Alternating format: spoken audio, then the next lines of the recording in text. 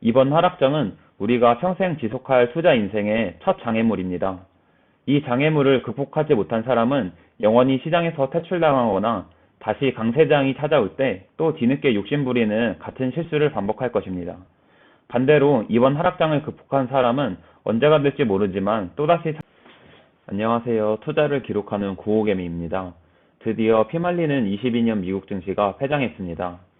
개장 전 별다른 이유 없이 선물 시장에서 마이너스 1% 정도 하락하던 미국 증시가 장 마감 때쯤 저가 매수세가 들어오며 또 별 이유 없이 올라 약보합 수준에서 마감했습니다. TQQQ도 보합으로 17.3달러로 마감했으며 저는 5주 추가 매수하여 보유 수량이 1268주가 됐습니다.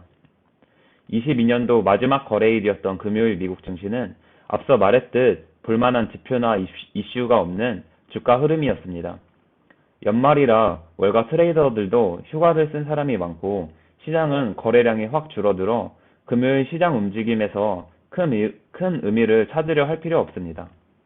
블룸버그 등 주요 외신에서는 올해를 2008년 금융위기 이후 최악의 해로 보도하며 올해 글로벌 주식시장에서 무려 18조 달러가 줄어들었다고 합니다. 18조 달러면 하나로 대략 2경 원이 넘는 돈입니다. 200조도 아니고 2000조도 아니고 2경 원이 넘는 천문학적인 숫자입니다. 올해 주식시장이 얼마나 힘들었는지 단적으로 말해주는 숫자입니다. 그리고 23년도엔 더 힘들 것이라는 의견을 내놓고 있습니다.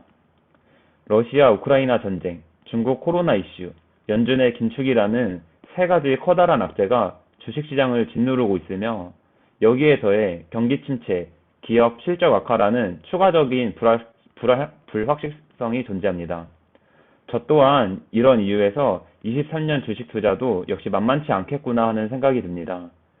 채권 시장을 살펴보면 목요일 소폭 하락했던 10년물 국채금리는 연말에 리스크오프를 위한 채권 매도 물량이 나오면서 다시 상승하며 3.9%까지 올라왔고 이런 추세가 이어지면 10년물 국채금리가 다시 4%까지 올라가며 성장주 위주인 나스닥에 대한 기대 수익률이 떨어져 기관들의 투자 심리를 짓누를 수 있습니다.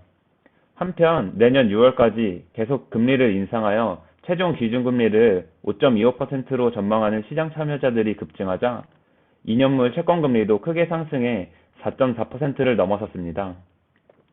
전체적인 채권시장 분위기를 봤을 때 시장 참여자들은 23년도에도 여전히 매크로적인 요인들로 인해 투자 분위기가 안 좋고 불확실성은 크며 그럼에도 연준이 완고한 긴축 스탠스를 유지할 거란 것에 베팅하고 있습니다.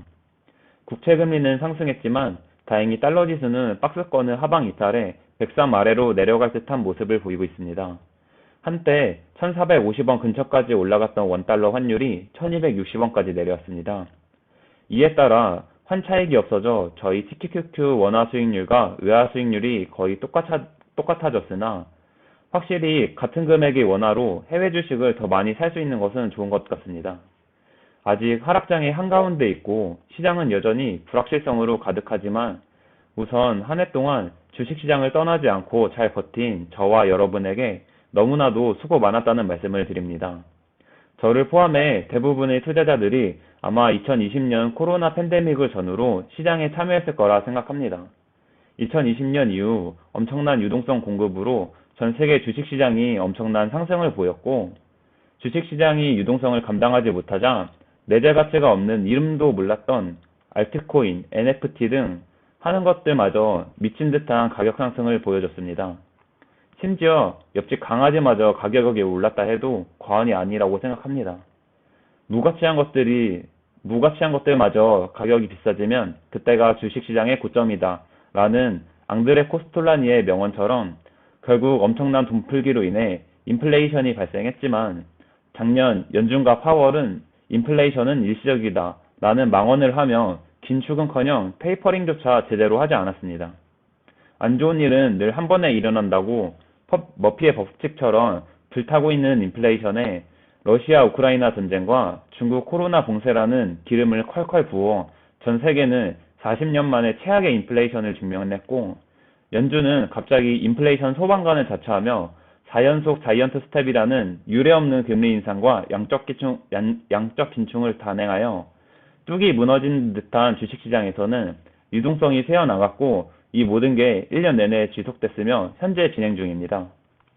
그리고 유동성이 빠져나가면서 자신만의 투자 원칙과 종목 선정, 계획 없이 돈만을 보며 홀린 듯이 시장에 들어온 시장 참여자들이 같이 휩쓸려 떠내려갔습니다. 그러나 나를 죽이지 못한 고통은 나를 더 강하게 만든다 라는 니체의 말처럼 2008년 금융위기 이후 최악의 하락장을 견디고 살아남은 투자자들은 값으로 매길 수 없는 엄청난 시장 경험치와 단단해진 멘탈, 투자 원칙을 가지고 앞으로 그 어떤 하락장에 와도 버틸 수 있을 것입니다. 예전에도 말씀드린 적이 있는데 1942년도 이후 처음 주식을 시작한 워렌 버핏은 1950년대부터 총 16번의 베어마켓을 겪었습니다. 버핏도 처음에는 하락장이 힘들었겠지만 그게 2번, 3번이 되고 80년 가까이 시장에 머무르며 16번의 하락장을 겪다 보니 그에게 이제 하락장은 정말 때가 되면 반드시 찾아오는 손님 같은 존재가 됐습니다. 그래서 워렌 버핏은 늘 경제는 호황과 불황이 반복되며 주식은 버블과 폭락이 반복된다. 그러니 시장을 예측하지 말고 남들이 욕심 부릴 때 겁을 내고 남들이 겁을 낼 때 욕심을 부려라 라는 말을 합니다. 이번 하락장은 우리가 평생 지속할 투자 인생의 첫 장애물입니다. 이 장애물을 극복하지 못한 사람은 여전히 시장에서 퇴출되거나 다시 강세장이 찾아올 때 또 뒤늦게 욕심부리는 같은 실수를 반복할 것입니다. 반대로 이번 하락장을 극복한 사람은 언제가 될지 모르지만 또다시 찾아올 하락장을 올해보다는 차분하게 극복할 수 있을 것이며 그런 경험이 2번, 3번 쌓이다 보면 더 이상 하락장에 흔들리지 않을 것입니다. 돈보다 소중한 경험을 할 수 있는 지금의 하락장을 현명하게 극복하시길 바라며 영상 마치겠습니다. 다시 한번 한 해 동안 다들 너무 수고 많으셨고 새해에는 다들 건강하시고 복 많이 받으세요. 내용이 유익하셨다면 좋아요.